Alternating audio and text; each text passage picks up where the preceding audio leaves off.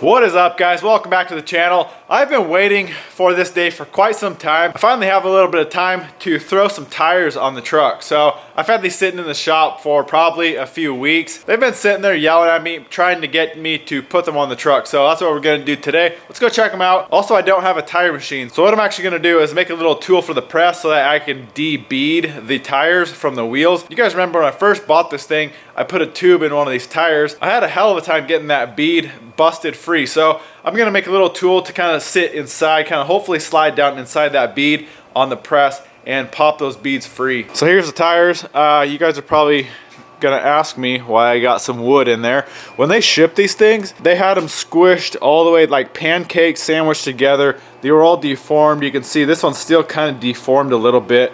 So I stuck some wood in there to hopefully kind of spread them back out. I got them sitting in front of the heater, hopefully to warm them up and make them a little more pliable so I can actually set these beads. That's one thing that might be a pain because they were so sandwiched. The beads were literally squished against each other. So hopefully we can figure that out. Hopefully we can get them warm enough to where they'll actually be a little more pliable and we can set these beads. So you guys know I got the press over here. What I'm going to do is I got some of this tube right here. I think this is 1.5 inches. Yeah, it says 1.5 inches steel black pipe right there. So this fits over the top of this.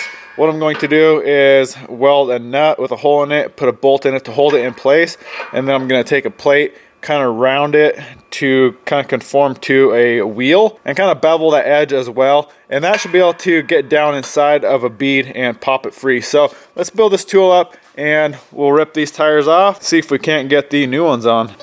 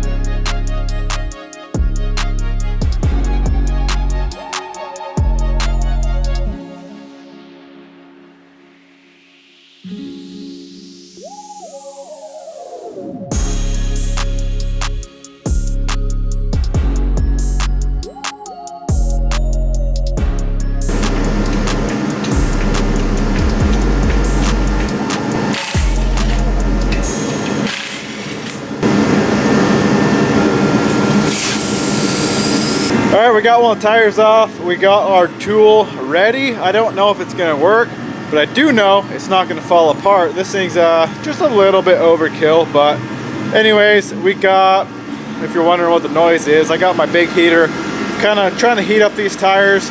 They're getting actually pretty warm. So let's see if we can bust the bead off of this and grab one of these nice warm tires and see if we can get it mounted up.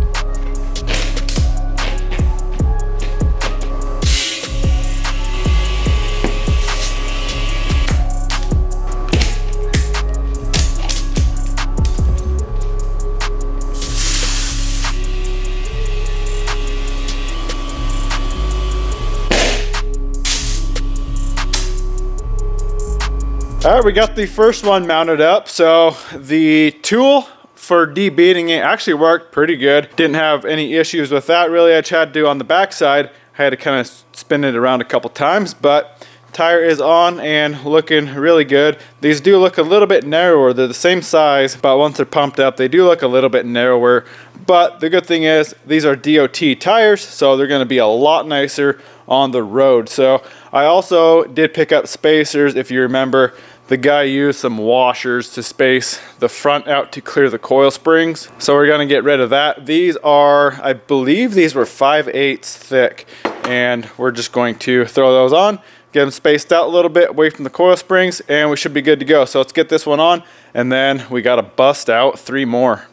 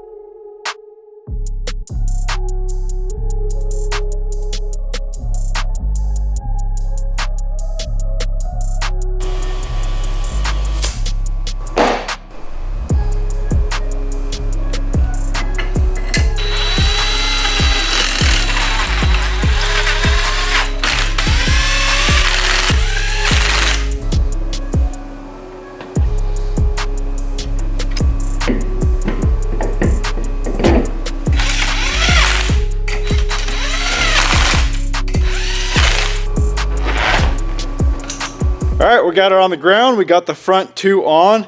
So they do look pretty good. It looks like they're just a little bit taller and skinnier than the ATV tires, but these things should do a lot better in the snow and 100% better on the road. I did take it down the road once, and those things were so freaking loud. So these should do a lot better.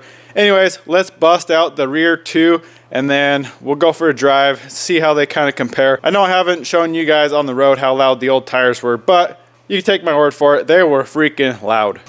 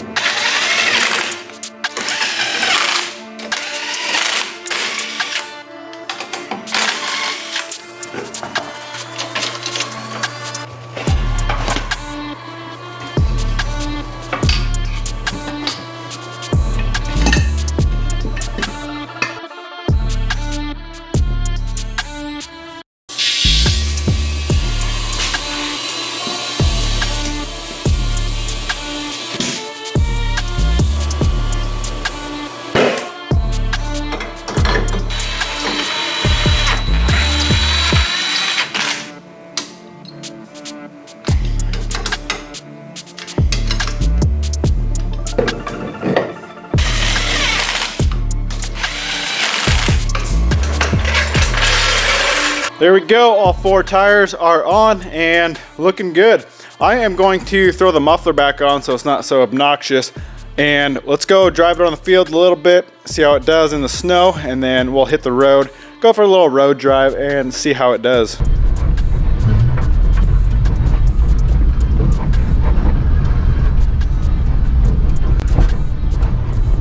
Well, we're mobbing in 4-wheel drive. It's obviously doing very good. Let's throw her in 2 and see how it does.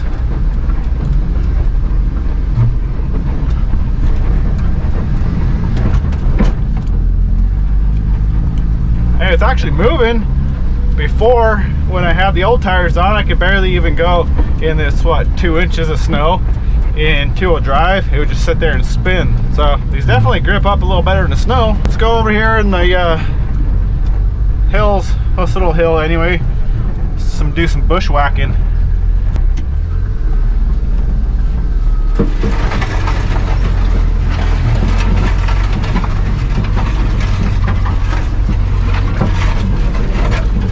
Oh yeah, boy, she mobs. Let's see if I can make it up this.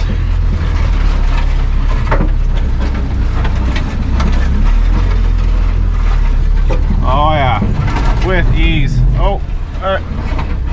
Oh, flexed out there.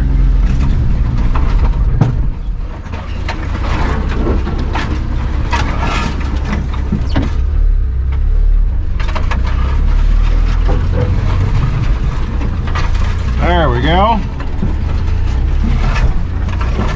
It's crazy how much of a difference these springs make going through the field here. So much smoother. It actually handles the truck even without the plow on it. It rides so much better.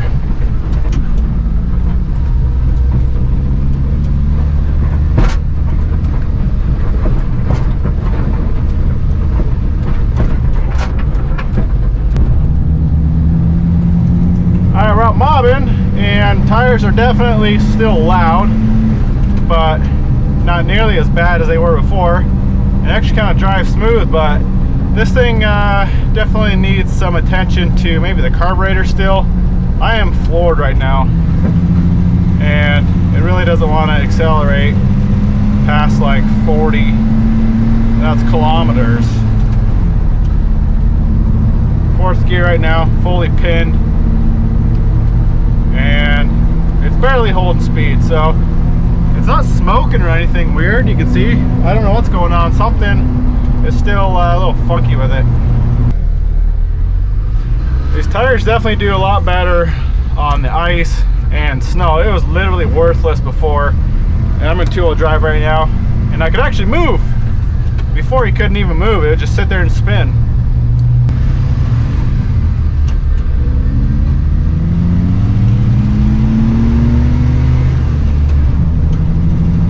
This is full pin right now to the floor.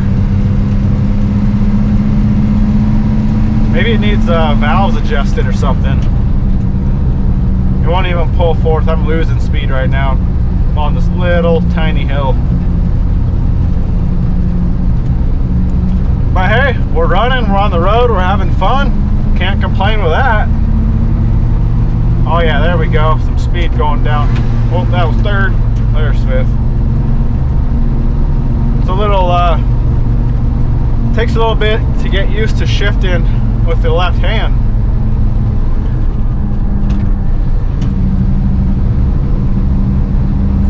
But yeah, I can't even hold 5th gear at all.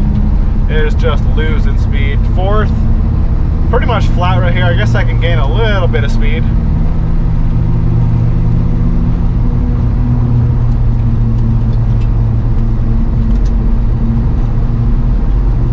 Alright guys, I think these tires were a big win. Like I said before, with the old tires, and 2-wheel drive in any amount of snow was basically useless. It would not move. So with these new tires, it moves. It obviously doesn't get amazing traction. We do need some weight in the bed, maybe some sandbags, especially when we get the plow on. The rear needs a lot of weight. So we're gonna have to do something about that, throw some sand or something in the back. But so far, tires are amazing. If you guys wanna check them out, I'll have them linked down below. I think they're called Arison.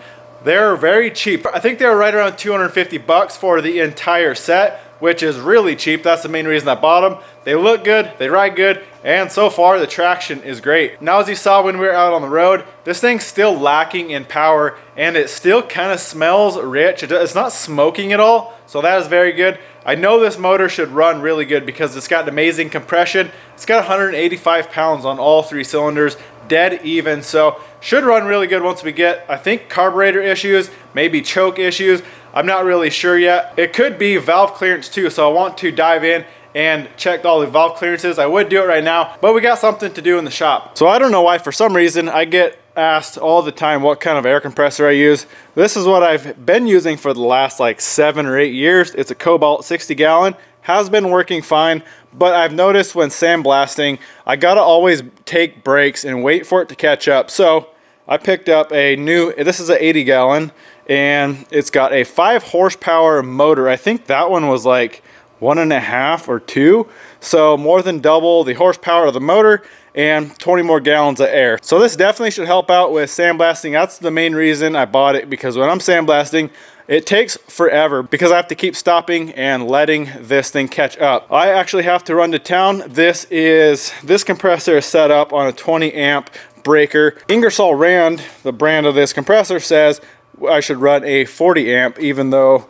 this motor is rated 19 to 21. They say to run a 40 amp breaker and 8 gauge wire. I already have the wire, I just need a breaker. So I am going to, I got a couple spares in here, right down here.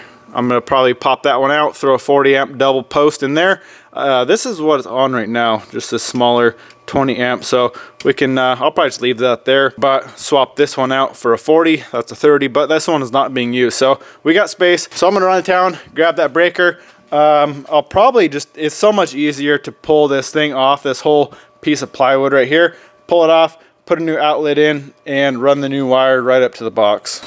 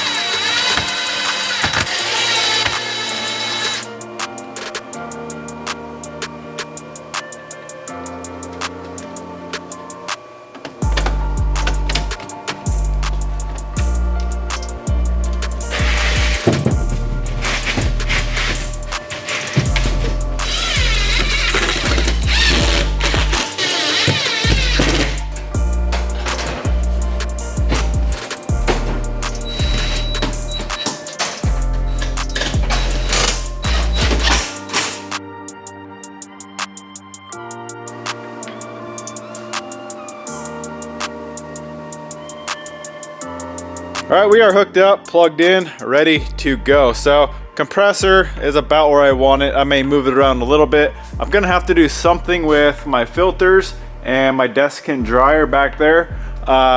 This compressor is a little bit bigger than I thought it was, and you can't really reach behind it and adjust it like before. We are ready to go. We got oil. All we gotta do, flip the switch on and see if she fires up. Look at that. That thing's actually a little bit quieter than the old one.